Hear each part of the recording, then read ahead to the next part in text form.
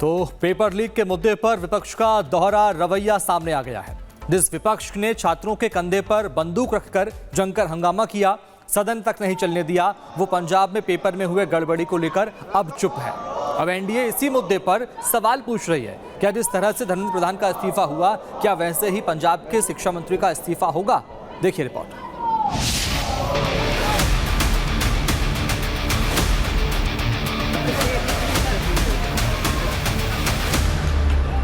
Paper leak के मुद्दे पर धर्मेंद्र प्रधान का इस्तीफा हो गया। पेपर लीक के मुद्दे पर आंदोलन भी हमने देख लिया, लेकिन जब पंजाब में पेपर लीक की थ्योरी सामने आई, तब ना तो आंदोलन हो रहा है, ना ही उसकी चर्चा। इस्तीफा तो दूर की बात है। पेपर लीक का मुद्दा दूसरे राज्यों में सामने आया तो विपक्ष ने सरकारों को कटघरे में खड़ा कर दिया। केंद्रीय शिक्षा मंत्री धर्मेंद्र प्रधान के इस्तीफे की मांग को लेकर संसद से लेकर सड़क तक प्रदर्शन हुए। लेकिन अब पंजाब में फार्मेसी ऑफिसर्स भर्ती परीक्षा में कथित नकल और अनियमितताओं का मामला सामने आने के बाद वही विपक्ष अब सवालों के घेरे में है। संसद भवन के बाहर एनडीए सांसदों ने पंजाब में पेपर लीक के मुद्दे पर प्रदर्शन किया। एनडीए का कहना है कि जो लोग धर्मेंद्र प्रधान का इस्तीफा मांग कर रहे हैं, वही पंजाब के शिक्षा मंत्री हरजोत सिंह के इस्तीफे पर चुप क्यों हैं?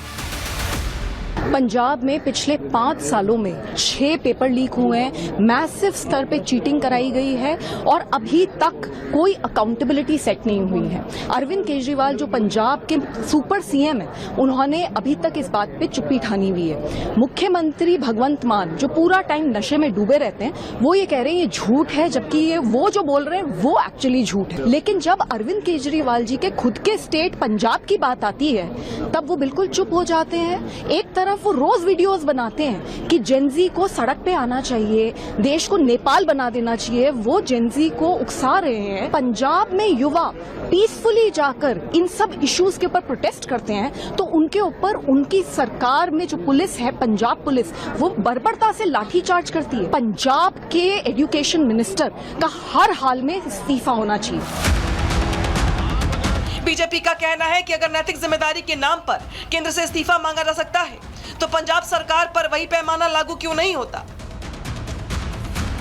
साफ है कि विपक्ष का विरोध सिद्धांतों पर नहीं, सियासी सुविधा पर चलता है। जब भी किसी बीजेपी शासित राज्य या केंद्र का मामला होता है, तो यही विपक्ष आक्रामक हो जाता है। लेकिन जब विपक्षी दलों की सरकारों में ऐसे मामले सामने आते हैं, तो यही नेता खामोश हो जाते हैं। ऐसे में सवाल है कि जब मामला केंद्र का हो तो इस्तीफा मांगो, संसद में हंगामा करो, प्रदर्शन करो, लेकिन जब मामला पंजाब का हो तो चुप रहो, विरोध ना करो और चर्चा से भाग जाओ। पेपर लीक का मामला सिर्फ पंजाब तक सीमित नहीं है। बीते कई सालों में विपक्ष शासित राज्यों में भी लीक हुए हैं।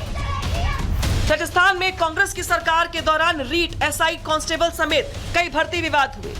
पंजाब में आम आदमी पार्टी की सरकार के दौरान 12वीं की अंग्रेजी पेपर फार्मेसी भर्ती विवाद हुआ। पश्चिम बंगाल में ममता बनर्जी के राज में शिक्षक भर्ती घोटाला हुआ। झारखंड में जेएसएससी, सीजीएल और अन्य परीक्षाओं पर विवाद हुआ। कर्नाटक में टीईटी, एसएलसीसी, पीयू परीक्षा पर विवाद हुआ। हिमाचल प्रदेश में जीओए भर्ती और अंग्रेजी पेपर को लेकर बवाल हुआ।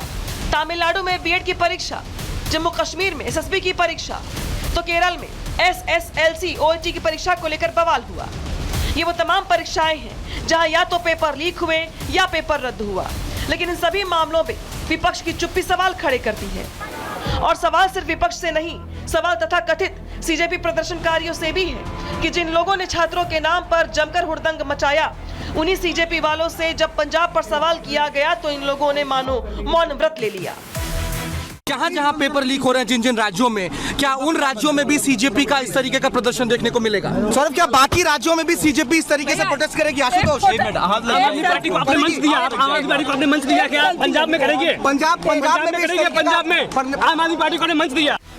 बीते दिनों ही पंजाब में छात्रों पर लाठीचार्ज की घटना सामने आई थी, तभी विपक्ष मौन साधे रहा। सवाल वही है कि आखिर ये दोहरा रवैया क्यों?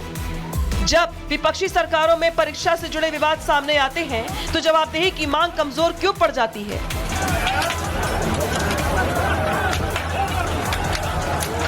पेपर लीक और परीक्षा में गड़बड़ियां किसी भी राज्य में हो, वो लाखों युवाओं के भविष्य से जुड़ा गंभीर मुद्दा है।